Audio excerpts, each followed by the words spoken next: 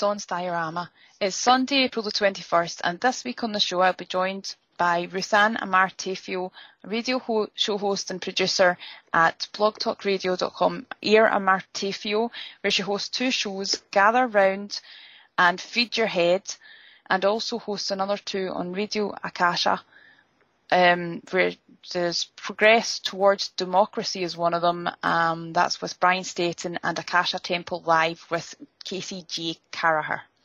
Ruthann is joining me tonight to discuss the subjects GMO versus organic, veganism and growing your own foods. As usual, we'll see how it goes with the phone lines and whatnot. So if need be, we'll take a wee break and then go to the phone lines. Has somebody got the numbers handy? Skype Bob's Backyard, and well, anyway, we'll read them out if we do need. I don't think we'll be opening the phone lines, to be honest. So, Ruthann, welcome to the show. How are you?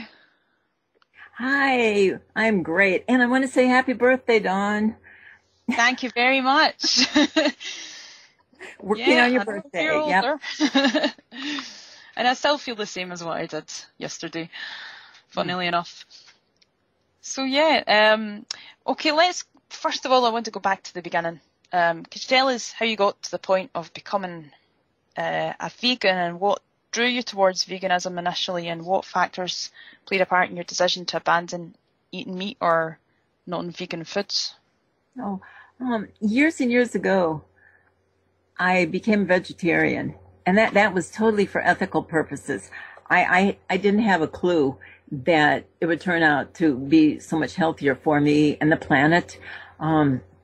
But I have to admit, I was one of those people. I was just in denial for so long. I kept thinking, I should really become a vegan, but I just didn't. And I was still eating, even though I cut way back, I was still eating a little bit of cheese and that kind of thing. But almost 2 years ago, it was just too much. I had seen enough things to know that it was really, really just almost as rough on the animals as being murdered. I mean, what they were doing to get the products I was eating. So I quit. Yeah. So, yeah, that's fair enough. Right. Could we maybe go and start talking about GMO first of all, before we go back to the more in the veganism stuff? Yeah.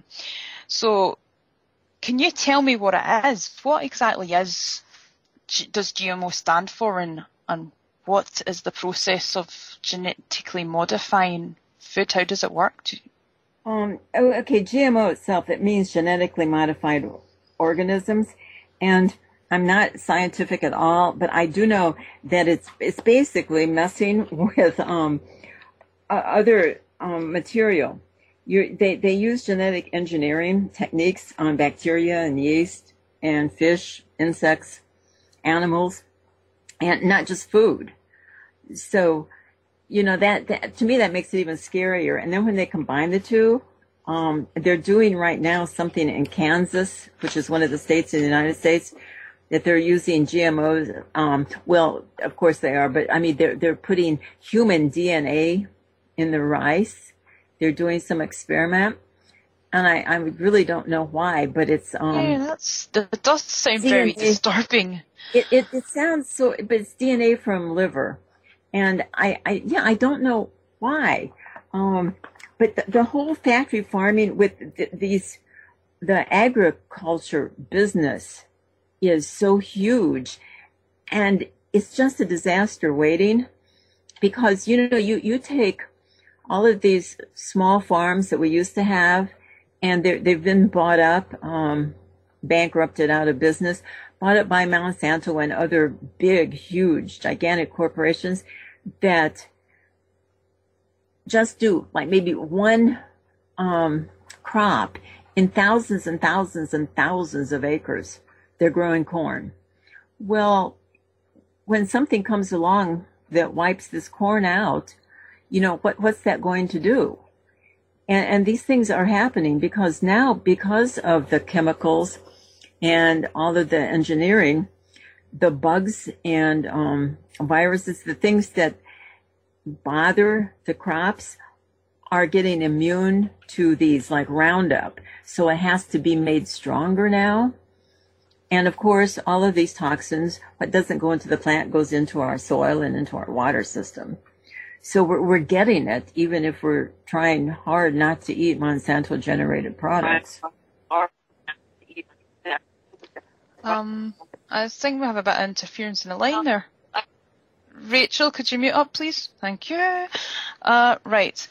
Yeah, I can hear that. In reference to what you were saying there about the pollution of the soil as well, you brought up when we were speaking earlier about the Keystone XL, the pipeline, the fact that it's polluting the soil as well. Exactly. So I thought that was quite interesting. But so this GMO produce, because all the rubbish they're and like the pesticides they're using and whatnot, like the Roundup, I think that's what they're the Roundup that Monsanto uses. Monsanto, the GMO corporation, infamous one, which is actually we could veer into another direction there and bring up the Monsanto Protection Act as well, which I will do in a minute. But yeah, do you believe that to be dangerous for human consumption? And if so, like what kind of things does it cause in, or I suppose it's what kind of illnesses does it cause in humans that you're aware of? A lot. In fact, way back in the 80s, early 90s, there were FDA scientists who were very concerned about the whole GMO business. And they said that they were afraid of the toxins, of new diseases, nutritional deficiencies, allergens that might be hard to detect. And yet, the lobby for Monsanto is so huge that in spite of what these scientists said, this became just a reality of our life. And there's so many things that have been put, down to, like, possibly, and then sometimes it's not just possibly, but they have caused diabetes, autism. Now I'm talking about like Roundup, which is used because they're trying to get rid of things, but instead of getting, the few things that they might have to get rid of is causing all these other things.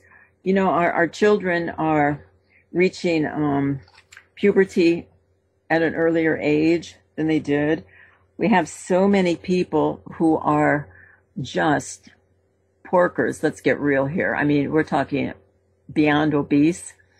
And, of course, then that brings on the heart disease and all of that. Now, have you heard of anybody who has celiac disease? That is to do with wheat. And there are a lot of people who say that they're allergic to wheat.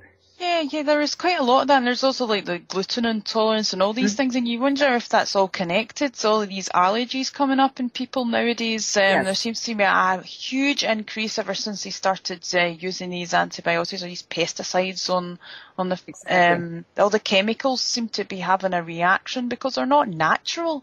So it I suppose it's quite logical, that would happen. Right. However, they'd like to argue and say it doesn't, but I think that the fact that a lot of people are getting bowel cancers and all sorts of things as a result of eating like processed food, which is for the most part genetically modified with all sorts of toxins and neurotoxins and whatnot in it, kind of would back up the fact that they're just trying to cover it up. I was told, and I've read several places, that the wheat that we have now is nothing like the wheat that we had just as short as 15 years ago. So, and so that's why all of these things that you've mentioned, and a lot of this is so new, and the allergens and things that, of course, I mean, it just makes sense because what you put into your body, this is what you are, and it's going to react with your body. Absolutely, you are what you eat. Yeah, it's very true. Yeah, I mean, I guess the key really is, I mean, that kind of leads us on to the whole GMO versus organic. Now, what can you tell us about organic food? Well, organic just means that you have not put any pesticides and chemical pesticides and fertilizers on the food. And so it's raised without any of that. Of course, Monsanto hates this, but this is what most people in the past grew in their home gardens. And then there was a period when they were buying all of these products, the herbicides and all of these things that they were again produced by Monsanto and other companies like them. But now people are getting it. Many, they're going back to the way that they were growing before and trying to do it on land that hasn't been poisoned. So the organic food, I know it's true when people say, well, I would buy more of it, but it costs more. And it does. And isn't that ridiculous? If you don't put something on it, it's going to cost more than if you just blanket cover it with, poisons.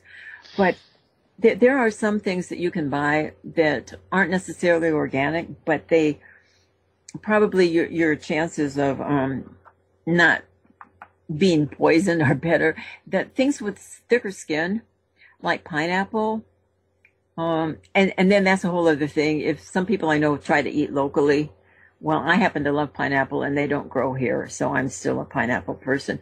But the skin is tough, just like avocados, mangoes. We don't eat that skin. And so those are probably some of the safer things to buy if you're buying things that aren't organic. But I suggest that people grow your own. Anything you can plant yourself and grow is the way to go. Yeah, because at least then you have some control of what you're putting in your stomach. You kind of know where it's came from then. And it hasn't had all these chemicals sprayed, or you don't even, it's even to the point where they've done tests and everything, but they don't even know the extent of the effects because people are still are on these processed foods diets or ways of life, so to speak, because they, for whatever reason, they just choose to eat that way.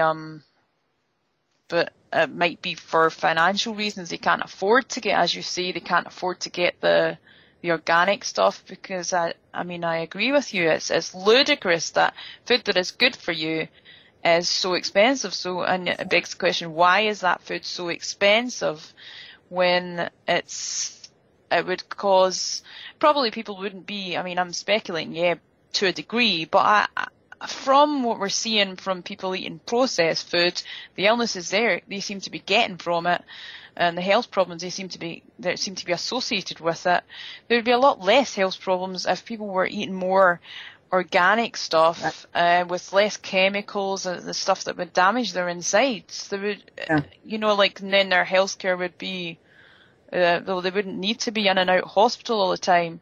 But then that brings in the whole big pharma thing as well, because I think like a lot of these pills, if you look at over here we've got this drugs dictionary called the British National Formulary, and if you start looking in there and you look at all the drugs like paracetamol and just the basic drugs that people take for painkillers and whatnot, pain relief, you look at all their side effects, and if you actually started to really read into that, it would put you off taking it.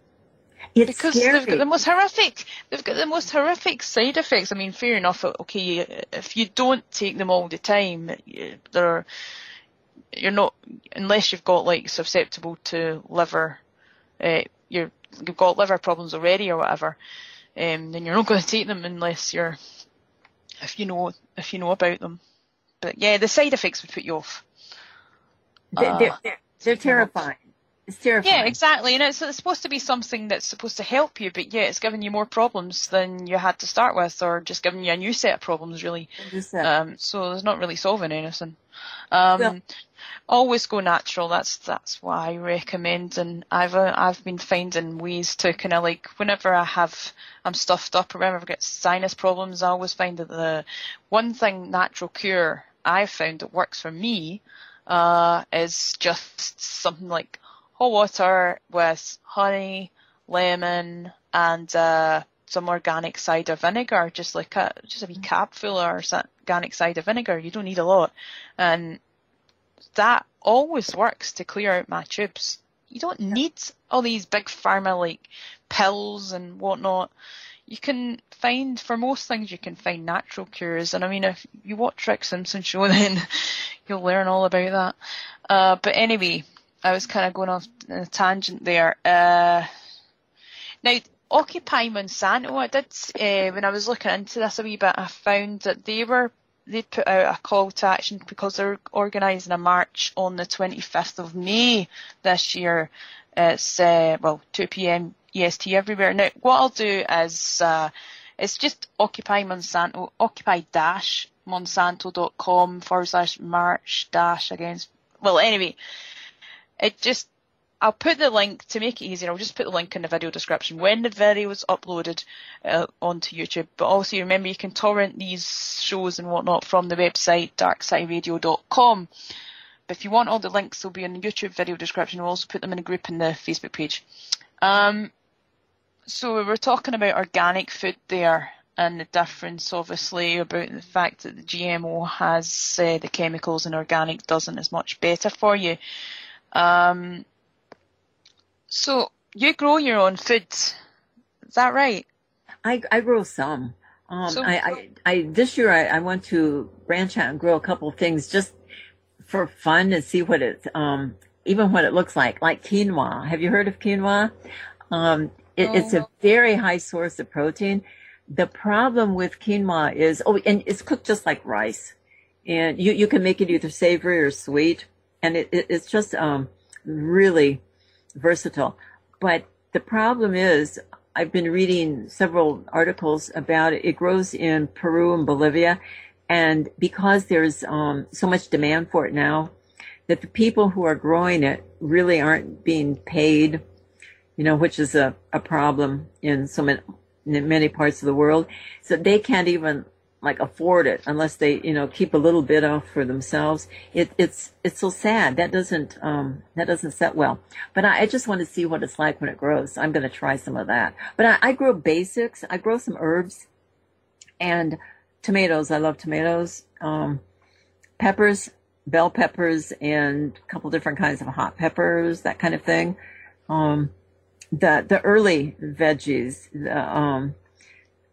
the different kinds of fresh lettuce that doesn't grow real good in the 90-degree weather, but that's something I was going to ask you about actually. Was do you find that you have to grow different kinds of food at different seasons of the year? Just a little bit here. I live in Illinois, which is pretty much the center, it's the eastern center part of the country, and we have 4 seasons. So that definitely makes a difference from people who are down at the bottom of Florida when, they have a very subtle seasonal change, but they can grow year round. And here we really can't. But one of my favorite things is kale. And that, it's very hardy. And in fact, go ahead. Sorry, I've heard of that, but I've never actually tried it. What kind of benefits do you find from that? Oh my God. Okay, you get a lot of protein. It's one of those cruciferous vegetables that, helps prevent cancer and all, like your broccoli and cabbage and things. Kale makes me think of cabbage, but it doesn't come in a head as such. It's a lot looser. And you can really do almost anything with that. You can make kale chips in your oven or a dehydrator, and they're just wonderful. I throw it in a lot of different things. If I'm cooking, making a soup or almost any kind of a skillet thing, at the very end, I'll throw in some kale and it'll, wilt down a little bit. I also sometimes just have kale as the green vegetable in green salads. So it's super versatile. And it's one of those things that it gets sweeter in the fall after there's been a frost. So while you can harvest it before that, but it may be a little more bitter, but it gets really sweet after it's frosted on. So, you plan for different vegetables to be in different times of the year. Like I said, the leaf lettuce and things like that, that's an early crop, and then you can do another one in the fall. But I've not done it in the heat of the summer. I'm not saying that you couldn't, but I haven't. Okay, so see someone is there any, just before we actually ask you the next question, is there anything else that you would grow in the summer really, or like for people that maybe just starting at this time of year, they want to start growing food, what would be the kind of best things? All of your squashes, the beans, the tomatoes again, the peppers, all of those. I mean, they'll grow from the time you put them out in the spring. They'll just keep growing. And most things, if you pick them, you'll have more come up. Or, I mean, they'll grow more. Now, last year, so this year, I picked the last tomatoes in the fall. I think it was in October. I picked them. And I don't keep my house very hot. So without refrigerating them or anything, I had fresh tomatoes up until February. So wow.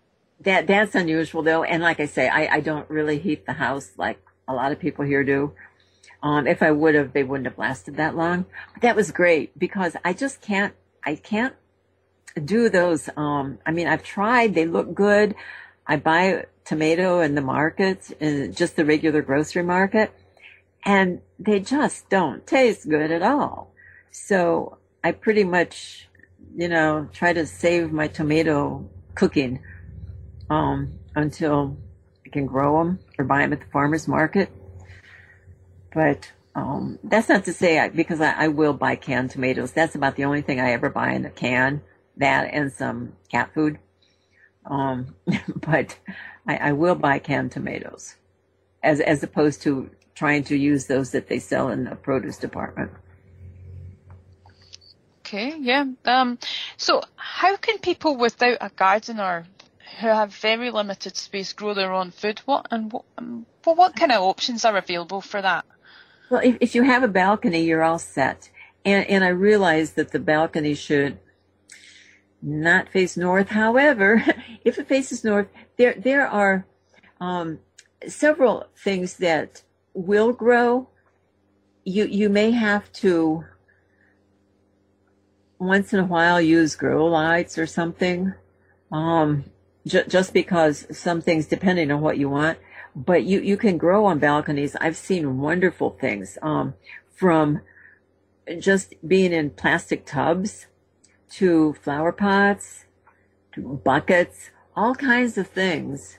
You can plant it, and you can use those if you're growing outside too, not just on a balcony.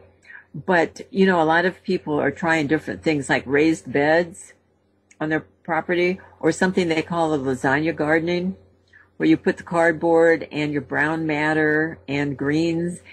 And I haven't done that. I compost everything. But I'm one of those lazy composters. I mean, I just have a place in the backyard where I just dump it. And you'd be surprised how fast it breaks down. And, I'll shovel it around and turn it around and things. But I have enough space. I don't have to buy or make an actual composter. And then I just scatter this on the garden area. And because it turns into this wonderful black loamy stuff. There again, if you compost, you don't want to put any kind of meat in it. One of the reasons being that animals will get into it more, so they say. But I mean, I just don't. Well, I don't have meat, so I wouldn't put it in anyway, because I don't want that in my soil. Before I became vegan, I had eggs, supposedly from cage-free chickens, but then I found out what that really means too. But I always put the eggshells in the compost, and I know I had seen my mother use eggshells and banana peels and everything, and I pretty much just do that. So I compost all kinds of, from citrus peel to, potato peels, onion tops and bottoms, that kind of thing. It all goes in the compost. And I throw some leaves in there sometimes, or after the lawn's mowed, throw some grass And excellent. I've seen also, like Callie had mentioned in the chat, about the vertical garden and small spaces is quite popular as well. yes. You can, that vertical garden is wonderful. In fact, if you had, I don't know what you might call them. We call them skids or pallets here. There are those wooden things that the forklifts can pick up and, things. I think we just call them pallets. Yeah. Pallets. Okay.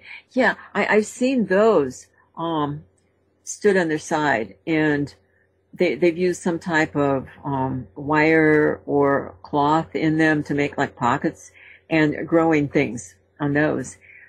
It's amazing what you can do. And some friends of mine like to go, just driving and scavenging things from the roadside, right before the garbage truck comes. And they've gotten like bed frames and different things like that they've taken home and put in the garden. And then you ride it somehow with maybe wooden stakes, and then they'll run, what do you call it? Well, string or something from the top. And then you'll have, if you have pole beans, they'll grow up that, or peas, any kind of, thing like that. And you can also do your squash and gourds that way. But you have to have something, old pantyhose are real good as a sling for holding up these heavy, vegetables so that they don't tear down the vine when they're growing. So it's all about being creative and using what you have. It can be very fun figuring out how you're going to do something. Callie's also want to know if should we be composting cooked foods? Is that all right, or not? You say cooked foods? Yeah. I have, because sometimes I've just had too much, or I've had a couple experiments that didn't go quite like I wanted. And I have just put them in my compost. There again, no meat, and I don't use much oil at all. So, I mean, I even if I did have, even if they were pretty oily, I think like olive oil, I think I'd go ahead and put it in. Okay. So you've been a vegan for a long time, haven't you? Well, how long is that? No, just a little under 2 years for a vegan. All right. Over 2 decades as a vegetarian. And progressively I was cutting back, and I was pretty much almost leading a vegan lifestyle, except I still would use a little cream and milk, and I liked cheese. And I was doing some of those cage-free so-called eggs. But cutting back. And then one day it was just, I'm so tired of making excuses like, I'm going to do it sometime. It's just like, this is it. And, I've not looked back, and I've not missed out on anything. But I do want to make something clear. We have a lot of celebrities now, sports people, even Bill Clinton had gone on a vegan diet. And I want to make it plain that these people are on a vegan diet, on a vegan food plan, but they aren't necessarily vegans, because a vegan really doesn't use products from animals like leather, silk, honey, wool. And also, vegans are pretty concerned about where things are coming from. Like I was telling you, the quinoa in Bolivia kind of thing. People for a long time were using a lot of palm oil, and it's in a lot of processed foods. But palm oil is, for us, again, a no-no, because the land is being taken from orangutans to grow the trees and have the palm oil. So it's a definite lifestyle. So if somebody just is eating vegan, that's great. They're eating vegan, but they're not a vegan. Ruthann, could you explain to us why, like, a vegan won't eat like honey, and why they won't use silk or leather, and things such as these? The leather is, well, obviously it's the hide, So the animal is killed, and you're using animal parts then for the leather. The honey. Now, I'm not saying that every beekeeper burns their bees, but many of them do. When the season is up, they just burn them because it's easier for them to get more rather than winter them. So it's just one of those, it's a product that we're taking from them because they can live on this themselves. And it takes something like 12 bees their whole lifetimes to make as much as a teaspoon of honey, I've read, which is amazing. Silk, the worms are boiled to death. Oh.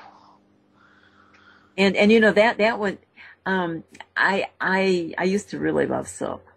I mean, I admit it. Wool, sheep aren't killed for it, or sheep or other animals. I mean, as a rule, but there again, it's just using something that actually is for the animal kind of thing. And you may find a couple people here or there who won't make that a choice, but the ones I know, it's just they don't do it. It's a way of life. So, yeah. It's a lifestyle choice to whatever way you choose to go, basically. Yeah. Well, yeah, it's a life choice not to, within our powers, not to feed into the abuse and murder of any other living being.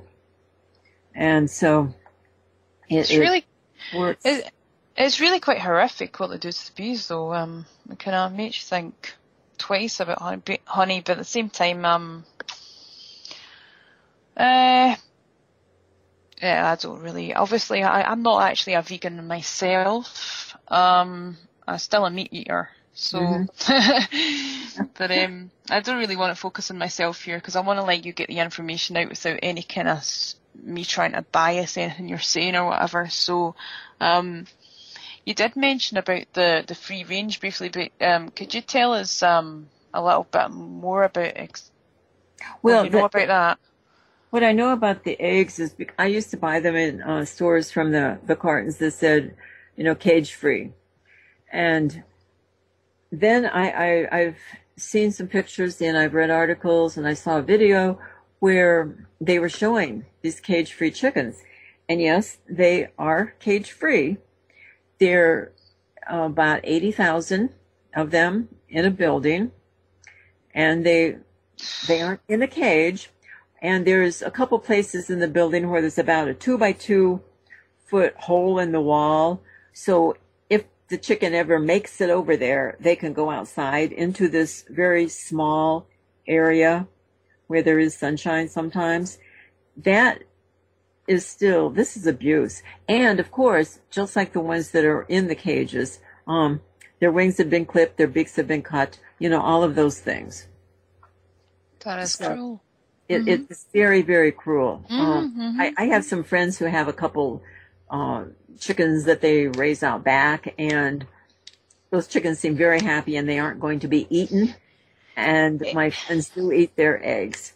It just does beg the question, like, you don't really know when you get something out of a supermarket, how do you really know where it's coming from? You don't really know the truth about what you're eating. That's why, like, as you say, growing your own food, at least you know what you're getting when you grow your own food, really. Yeah. So yeah. I just wanted to mention something about the bees, because you mentioned them. And we've been losing bees around the world, right? And I don't know if you saw, this has been several months ago, there was a lab someplace in Europe that had come out very strongly saying that products like Roundup and these different products were what was killing the bees. And funny thing is, Monsanto bought the lab. Yes, that's right. That's it. So that's the whole link, isn't it? This Roundup pesticide killing off the bees, and which is that type of the pesticides were. But then Monsanto bought the lab, so don't expect any more truth to come out of there. Yeah, because that Monsanto Protection Act has been passed, hasn't it? Just recently. That was, I could not believe that. After, I mean, I know that President Obama's a liar. I knew that before he became president. But, you know, he was telling people that he believed that GMO food should be labeled and all this. This was when he was running the first time around. He was saying this. And so a lot of people really had hopes that he would do something. And then, yeah, now they passed this. It's a law. They snuck it in on that emergency budget bill. They snuck this in. Yeah, there's a little, what I'll do is I'll post the bill on the video description, but it's like they've sneaked in this section 735 and this HR 933 about that, so that they could get immunity in the courts, basically. So taking them to court's not going to work anymore, because they'll just undermine you and get away with everything. I think that will be fought. It will be, and obviously, like, there's the activism, the march is one thing, but if anybody else knows about any other activism, please let us know. But yeah, it's obviously it's horrific that that's passed into law. I mean, it just goes against all our rights to choose and eat healthy food. We don't want our food to be poisoned by these scum. We don't want our food tampered with. We want access to healthy food and non-poisoned water. And these scum are poisoning everything for us. Right. And it has to stop. It really has to stop. Yeah. It's not asking for too much to have just clean food and water. That is not asking for too much. But, you know, the powers that be and their greed, for them that is, because they want to have the last say. And even Monsanto has been buying up a lot of small seed companies. And, you know, that's something I was going to tell people when you're planting things, make sure that you get seeds that are organic and try to get heirloom seeds. There's a company in Missouri. Missouri's the state next to where I live, and they're called Baker's Creek. And I believe their website is heirloomseeds.com. They have put, it's a young couple, and they have one daughter. They have put a lot of money into fighting Monsanto, and they continue to, and they will not be bought out. A friend of mine recently, she read something about Monsanto buying up some companies, and she just, saw this one company that she's bought seeds from, which happens to be bought, but the name stayed the same. And she actually called them and asked them, and they didn't even know, the receptionist or whoever she talked with didn't even know that they'd been bought. And so, that's just scary. So if you can hook up with a company like Baker's Creek, they travel around the world and get seeds from, I forget what it is, from Afghanistan, or something that they're selling. But I mean, they've just been everywhere gathering seeds that aren't poisoned and genetically modified. But so many of these small companies have, they've been tricked. Maybe they didn't know it was Monsanto. On the other hand, the money offered was, looking good. And so there you go. You have to, if you can join some kind of a seed saver, I'm going to call it a club, but that kind of a thing, or something with people who have seeds that, their grandparents used, that they're the ones you want to get into with.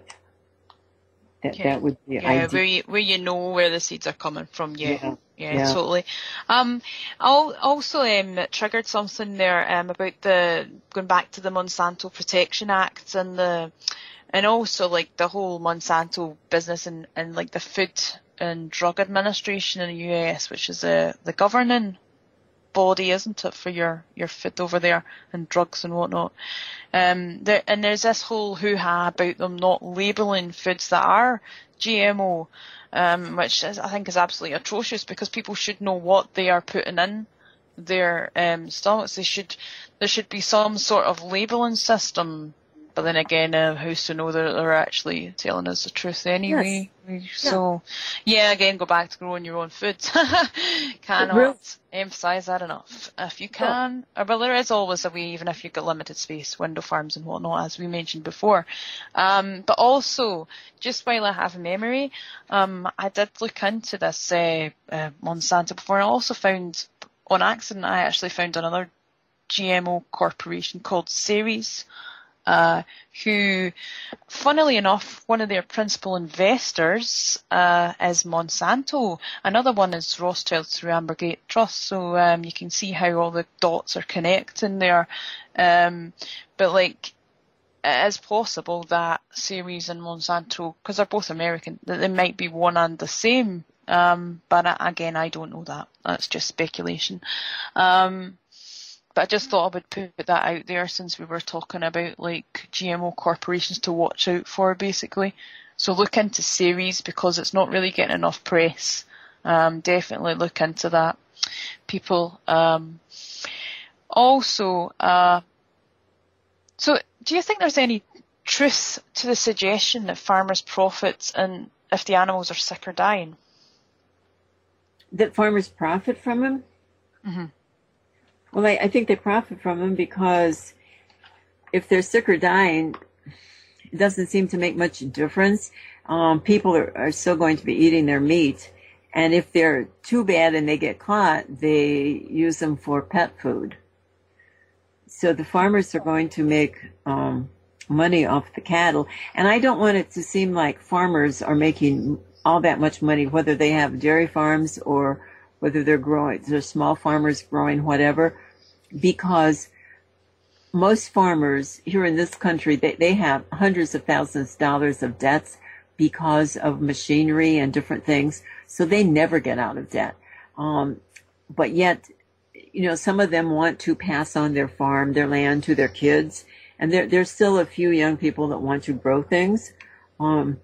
Not like there was 20 years ago, just because the corporations have come in and bought out so many small farms. And small farms, that's anywhere from 320 acres to 640 to maybe a couple thousand. And then after that, they can figure, well, after it's like 10,000 acres or more, it would be a larger farm. And then the ranches are 100,000 acres and something. But so many have been bought out. I did want to say that one thing that you can do, and I don't know if you have this in England, there's a PLU, the price lookup code on your fruit. And it's a little sticker. And if it's 4 digits and it begins with a 3 or 4, it means it's conventionally grown, which means it's had the chemical pesticides and weed killers. But if it's 5 digits and it starts with an 8, it's been genetically engineered and probably had chemical treatments also. The color has been enhanced and the size. Then if it has 5 digits and it starts with a 9, it's been organically raised. So that's something, and you can look that up online too. It's good to know when you're buying, just, that is there. And sometimes we have to just take the word for things. I mean that, okay, if it says that it's, starts with a 9, is 5 digits, then it says it's organic, so I'm going to just believe it is. That doesn't mean I'm not going to wash it, but I'm going to wash it off and I'm going to eat it. So, do you think it's, going back to veganism here, do you think it's possible to be 100% vegan? Well, okay, no, because as long as I've been told that there's something in our tires that is an animal product, whether it's some type of oil in them or something like that. So it's very hard. I mean, most of us are using some type of vehicle to get around on that uses tires. Also, if you drink alcohol, there's some companies that are totally vegan and others that aren't. It's funny because you don't think about like the barrels that different kinds of alcohol age in have been wiped out, where they've been oiled out, whatever, with some type of animal product. It's amazing how many animal products we use. And, we just don't think about that. But I know a lot of people I'd say are 99%, and I'm one of them. Okay. So, isn't it quite expensive, though, to be a vegan? No. Okay. That's one of the things that people think, oh my God, you can eat very well. The thing is, now I was healthy as vegetarian, but I weighed too much. I ate a lot of processed foods. So that was the one thing when I totally went vegan, I dumped the processed foods too. And I lost a lot of weight, and I feel even better than I did. These processed foods are often full of hidden salts, or it's more so the sodium that does the damage than the actual salt. It's the sodium in the salt that does the damage. Like they're full of hidden sugars, hidden salts, and all sorts of crap and numbers that you have to look up to find exactly what they are, and all sorts of weird ingredients and crap. Just crap. They are crap. Like McDonald's is a prime example. McDonald's is Monsanto's love child. Yes. And I actually seen a really funny photograph of a giraffe like McDonald's. It's not funny in the sense of what's going on over in like Africa and the poverty-stricken countries, but the actual seeing the giraffe looking obese because it was living in a diet of McDonald's food was actually quite funny. Right, because a giraffe is any kind of meat, and because it does that to humans as well. And but right, okay.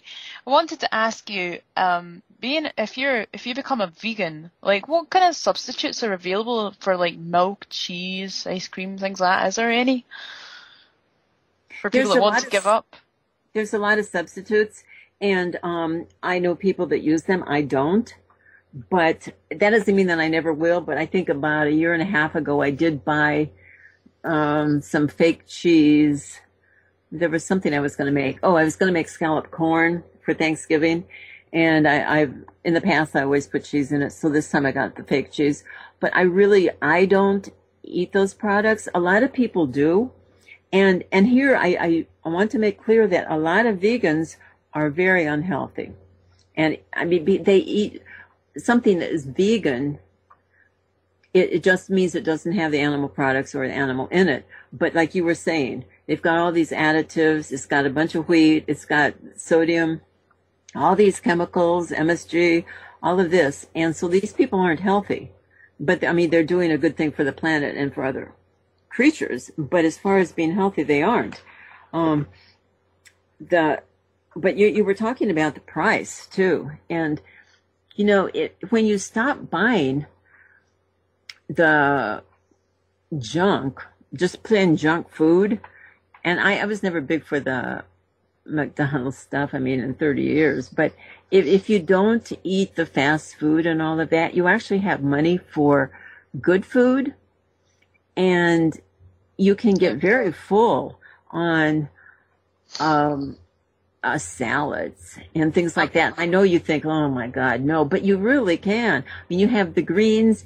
There's so many kinds of vegetables, the avocados and all that go in them, and nuts, things like that. And you can get quite full. Now, in the winter, I actually do cook a little bit more than I do in the warmer weather. In the warmer weather, it's totally just the fresh veggies and fruit, because there's so much variety. And I shouldn't say totally, because I will fix beans. I will cook some beans in the summer too. I like beans. That's what I'm going to grow this year. I've never grown before. I'm going to grow some soybeans. We have a lot of things are made from soy, the soy products, from tofu to tempeh, all of these things. But unless it says organic on it, I wouldn't buy it. Because I live in Illinois, where I'm surrounded by GMO corn and soybeans, and I wouldn't buy those products unless they say organic. What kind of hidden animal ingredients are you aware of in food? Say that again. I'm sorry, Dawn. What are some hidden animal ingredients in certain foods? Hidden. Rennet is something, and that this comes, I believe, from the cow's stomach. It's in cheeses and things, but you also know that I mean, if you're eating cheese, you know you're getting that. I would say some types, well, a lot of cosmetics, that's not foods, but have animal products. In this country, I think that your country and Europe is way ahead of us in that, because you just take it for granted that you're not going to have animal products in what you put on your skin. And here, they have to label it if it doesn't, because otherwise it will have. I'm trying to think of something really hidden. I can't think. Oh, one thing, dyes in candy and things, you know, some of these brightly colored candies, the coloring may come from different kinds of beetles. Oh. Red is real good on that. There's disgusting. Some beautiful red beetle that they kill for the color, the shade of red. Yeah, there's things that, like that you just don't imagine. And this doesn't come from animals, but you were talking about additives in so many things. High fructose corn syrup is one of those. Oh, yes, nasty. It's very nasty. It is. I find myself food. Yeah, I find myself looking at the ingredients of things whenever I'm buying. I mean, I just won't buy most of the juice in the shops these days because they always have some crap like that, or some neurotoxin, some sucralose, or some aspartame. They've always got something. Yeah, they've always got something in there, which is really dodgy. So yeah, I avoid these things like plague, and I just live in water and green tea, or just It sort of simplifies things. It does. If you look at ingredients, well, I was told if it has more than 5 ingredients, you don't need it, and you should be able to pronounce those 5 ingredients too. You should be able to know what the blooming ingredients are. See if someone's want to find vegan friendly restaurants in their area, how would they go about that? Oh, I'm not up on that. I know there's actually applications for your phones and things. Yeah, oh well, that's a good answer. I mean, people could actually just do that. Otherwise, I think my best thing, I would just call a nutritional store and ask them, because they're going to know. Any nutritional store, health food store, that they should know the local vegan restaurants. So, I mean, you might laugh at this question, but like a meat eater might say to you, "But don't plants feel too?" Okay, yeah, they do actually, but I think that the feeling of plants is so different from the feelings of sentient beings, and like I've told people many times, I had one of my dogs died, and her father dog just cried and cried. It was horrible because I didn't know how to comfort him. I mean, because I was crying too, but I didn't know what to do about him. But these are animals, and we a lot of us have we share our homes with other beings, whether they're feline or canine, or I've had several snakes, and they had feelings. I had a snake who didn't like loud noises, and he really made it known. So, you know, there's different, there's just different types of feelings. And yeah, I've bonded with trees, and I've cried when they were cut and things, because they actually, you know, that sap, it's like blood kind of thing, but it's a whole different, the hours passed really quickly, and I'm afraid we've ran out of time on this show. But we'll definitely have you on in future. If you want to stay for the next hour, you're welcome. If not, then we'll definitely have you on in future anyway. Do you have any website links you want to throw out just before we finish? Any final words? I really don't have. I would say just Google vegans. There's several groups on Facebook, from bodybuilding vegans to just plain vegan. all kinds of groups like that, and support groups. I mean, some of them are hardcore, and if you're not already, you might not want to be in there, but there's like a vegetarian vegan support group on Facebook, that kind of thing, where people are very knowledgeable and they really care and they're very supportive. Okay, thank you very much for coming on, Ruthann, and I'm sorry I had to cut it short there, but you're welcome to come on again in future, and thanks to all the listeners for tuning in. This was Dawn's Diorama, and next week on the show I'll have Kevin and Annette